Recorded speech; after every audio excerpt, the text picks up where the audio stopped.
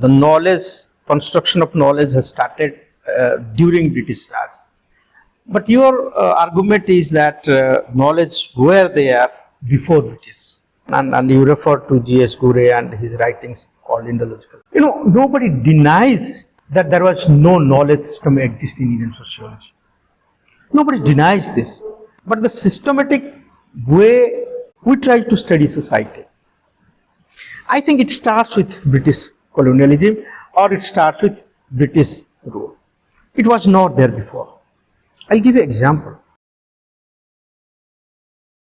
If you look at European society also was governed by large religion. European society was not governed by democratic principles in the beginning. It was all religion and religious ethos which guides the people to do their daily activities or to live their life on the basis of religions.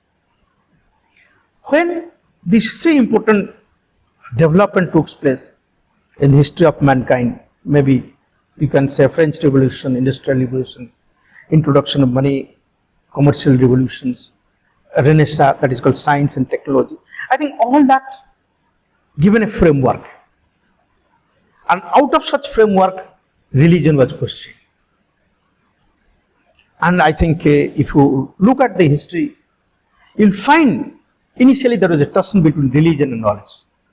Religion and science, that matter, you can say. So therefore, but finally, so knowledge or science or scientific discourse of knowledge persists and guided the world. On the same parallels, if you look at society in India, it was religion which was guiding people. And it was all religious texts which provides you a framework to do or lead life. Now, if you talk about, for example, Varna Vyavastha or Ashram Vyavastha for that matter, it was there to give an outline to the individuals to lead their life. One outline is for individuals, another outline for society. So, but the juncture here is systematization of knowledge, studying society in a scientific manner. It was not there in the early discourse of Indian sociology or Indian society for that matter. It was there in the purview of religion. So religious purviews were predominant, and these religious beliefs, values or religious texts, I can't say were not scientific, but certainly lacks accuracy and scientific justifications.